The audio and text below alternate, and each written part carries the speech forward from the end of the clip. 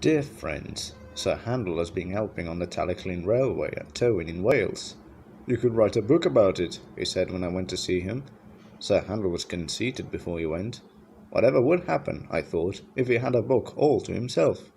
But some of his adventures were too good to waste, so I mixed them with stories about the other engines. That ought to keep everyone happy. The author.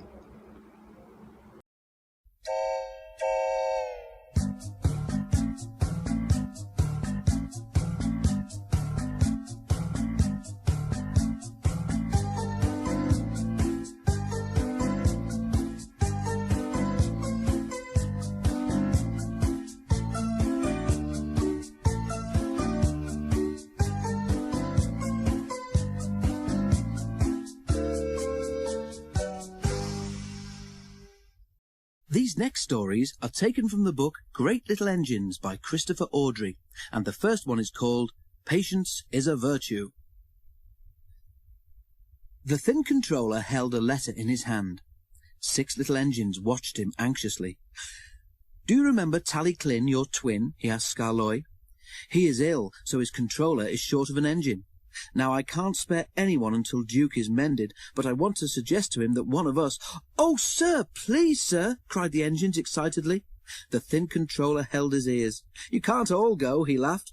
"I thought Sir Handel—" "Oh, sir," said Sir Handel happily.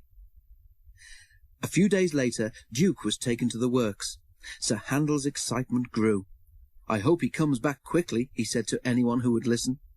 "Don't be so impatient," his driver laughed. "There's a lot to be done.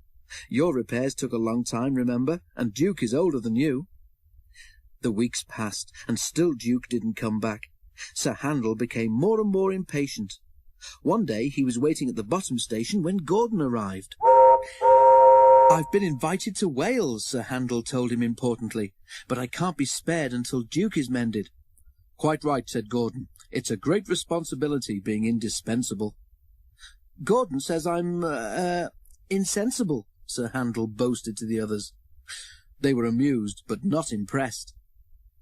Summer came, and crowds of visitors came to the railway. Sometimes extra coaches were needed to carry them all. One day, Sir Handel's train was fuller than ever. When he reached the top station, he was exhausted. An enormous crowd of people was waiting on the platform for the last train home. "They must have come on earlier trains and stayed to picnic by the lake," said the fireman. "Never mind, we'll manage. It's all downhill now." But at the station near the waterfall, the platform was full too. "We need a shoehorn to get them all in," exclaimed the guard, scratching his head. "Still, we'll have to do it somehow. I'll take some with me in Beatrice." The passengers had enjoyed their day in the hills and didn't mind standing. They knew it would be only for a short while. The guard always checked tickets at the station by the waterfall. Today it was a long job, and before he had half finished, Sir Handel was growing impatient. "An insensible engine like me shouldn't keep Henry waiting," he fumed. "Can't be helped," said his driver. "Henry will just have to wait. He's kept us at it before now." At last the guard was ready. He blew his whistle, waved his green flag, and turned towards Beatrice. "At last we're off, do come along, at last we're off, do come along," Sir Handel snorted impatiently. Quickly the train began to move. The guard tried to get into Beatrice, but her doorway was blocked by passengers. By the time they'd moved to let him in, the train was out of the station, and the guard was left standing on the platform. Beatrice tried to stop, but there was no one to put her brakes on. The guard blew his whistle and waved a red flag, but the line curved, and Sir Handel couldn't see or hear him. Luckily, a passenger in Beatrice knew what to do. He pressed a button, and a buzzer sounded in Sir Handel's cab. His driver braked hard. "Now what?" he asked the fireman. "Go and find out. Maybe we've left someone behind." They had, of course. They soon discovered who. Passengers helped the guard into Beatrice, and after a fast run, the train reached the terminus at the same time as Henry. Sir Handel stopped with a sigh of relief. The guard came to see him. "I'm sorry I was impatient, Mr. Guard," said Sir Handel nervously. "I didn't want to be late. Insensible engines shouldn't be late, should they?" "No," agreed the guard, but sensible engines know that patience is a virtue. Remember that next time. I'll try, promised Sir Handel, sadly. And now a story called Peter, Sam and the Prickly Problem. Duke returned at last, and Sir Handel went away. The other engines were kept so busy that they didn't have time to miss him. Hedge cutters had been busy too, trimming trees and bushes beside the railway so that passengers could see the view. Each evening Rusty took some trucks up the line and carried away as many cuttings as he could. But he could manage only a few at a time, and as fast as he moved the cuttings, more took their place. It was Peter Sam's turn to take the morning train. The coaches were full, but the rails were dry, and Peter Sam didn't mind the extra load. He puffed happily along until, just beyond the tunnel, he found that, in the night, a high wind had blown hedge cuttings across the rails. He stopped, and his driver and fireman got down. "We'll never get through that lot," exclaimed the fireman. "Pooh," scoffed Peter Sam. "They're only little branches, nothing to it. We'll simply push them aside." "Have it your own way," said his driver. "If we stop to clear up properly, we shall be here for ages, and some of the passengers might miss their train at the bottom station." Peter Sam puffed bravely on. He went carefully at first, and the branches slid aside easily. Then came a stretch where the cuttings were brambles. Peter Sam began to regret his boasting. Not only were the thorns prickly, but they caught in each other, and the branches stayed firmly put. "Ouch!" exclaimed Peter Sam suddenly, and stopped. "I can't move," he complained. The fireman looked. "It's no good," he said at last. "You've got brambles caught in your valve gear, and steam can't get into your cylinders. We shall have to cut you out." Peter Sam shuddered. He shut his eyes and prepared for the worst. The fireman pulled on thick gloves. Then, while he tried to clear what he could, the driver went to ask the guard if he had a knife. Some of the passengers had knives too, and came to help.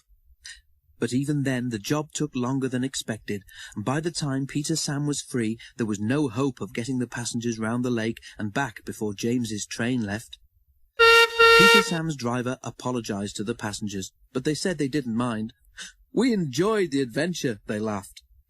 The driver telephoned the thin controller.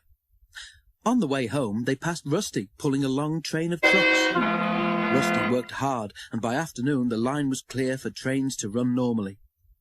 Peter Sam's front felt uncomfortable for several days. The others laughed and teased him.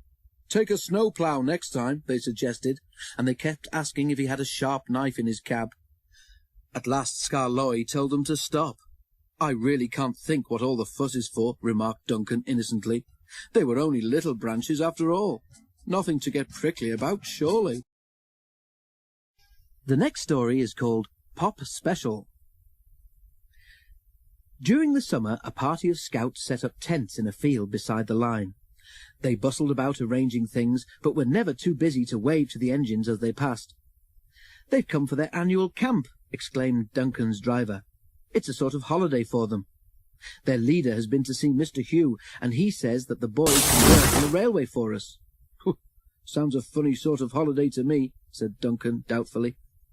"Lots of people do it," continued the driver. "The Tallyclin Railway, where Sir Handel has gone, has most of its work done like that. The scouts are going to help us. You know that place near the top station where the ditches are bad and we have to be careful when it's wet? Well, the scouts are going to put that right for us." The engines were pleased, because they didn't like having to slow down there in wet or frosty weather. It was anything but frosty at present. Each day the sun shone, and it became hotter and hotter, too hot even for holiday-makers to lie on the beach. Every train was full. The scouts were hot too. They rested thankfully as the trains passed, but their cheerful waves became wearier as the week wore on. On the final day of their camp, Duncan toiled uphill with the last train. He was looking forward to a rest under the trees at the top station. As Duncan neared the place where the scouts were working, he whistled to warn them he was coming. Then he saw a figure crossing the line in front of the train. Duncan's driver put a hand on his brake. "Steady on, Duncan," he warned. "It looks as if the scouts' leader wants us to stop for something." Duncan drew gently to a halt, and the leader climbed onto the step of his cab. "Is anything wrong?" the driver asked anxiously. "Not yet," replied the leader, "but I'm afraid there might be unless the boys have a drink. Can you drop off some pop or something when you next pass, please?" "No problem," replied the driver. "I'll see the refreshment lady when we reach the top station." But when they got there, the driver came back from the refreshment room with a long face. "Not a bottle to be had," he moaned to Duncan. "Everyone's as thirsty as those boys. So now what?" Duncan didn't know. He thought so hard that he began to feel thirsty himself. Then, suddenly, an idea came to him. "Isn't there a shop near the station by the lake?" he said. "Perhaps the lady there—" "Of course," interrupted the fireman excitedly. "We'll leave the coaches here while Duncan takes something to the boys. We can just get back here before the train is due to leave, but we must hurry." While the station master telephoned to warn the shop lady, Duncan set off. The shop lady met them at the station. "I haven't much myself," she said, "but the lads are welcome to what there is." A little later, the scouts heard a whistle, and Duncan puffed into sight. He stopped beside them, and his driver handed down the drinks. The scouts cheered him. "Not me," he told them. "It was Duncan's idea." So they cheered again, and thanked Duncan instead. "It's nothing," he said modestly. "You're helping us. It's only fair we should help you, too." Our next story is called Sir Handel Comes Home. Sir Handel was given a great welcome when he returned. It was too late for the workmen to unload him that night, so the engines asked if his truck could be put where he could tell them all about his adventures. "A real prince and princess came to see us," Sir Handel told them proudly. "They rode in a special train. Driver said they were given some books about us, written by someone called the Thin Clergyman, but I didn't really understand that." "I do," said Duke. "He and the Fat Clergyman were the ones who found me, and they put me in a book too." Peter Sam was impressed. "Did you pull the prince's train?" he asked Sir Handel. "No," replied Sir Handel. "I was spare engine. It poured with rain, and I got soaked. I pulled a special wedding train, though. We had to bring the coaches back very early in the morning. I've never been out at that time of day before." Peter Sam told Sir Handel about his tangle with the brambles. Sir Handel laughed. "I know what you mean," he said. "I had an adventure a bit like that just before I came away. It was a wet day and I didn't want to go out, but driver said I must. Well, we set off. Luckily the train wasn't very full, so we got on all right, even though it was raining. Then we stopped at a station." Sir Handel paused dramatically. "Go on," urged Peter Sam. "Just beyond the station," continued Sir Handel, "there was a steep bit and a curve. Well, it was wet, so naturally I was concentrating on getting up the hill." "Of course," agreed Rheneas gravely. "As we came round the bend, a tree suddenly seemed to jump out at me.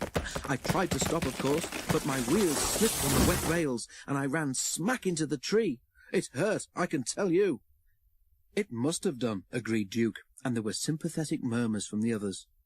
"The tree didn't actually hit me in the eye," explained Sir Handel, "but driver and fireman made a great fuss about it. Next morning they put a bandage on my forehead and a black patch over one eye. Everyone laughed and said I looked like a pirate. Then I pulled a special train at something called an AGM. They even wrote a piece about me in their magazine." Sir Handel sighed happily. "Oh, it was great fun," he said. "Did you see my twin, Tallyclin?" asked Skarloey. "He was in another part of the shed," replied Sir Handel. "The other engines told me that he's on the mend, and he'll be back at work soon. He's lucky. He's got a lovely railway." Sir Handel closed his eyes, remembering. "All the same," he added, "it's good to be home." Duke smiled in the darkness. "I know what you mean," he agreed.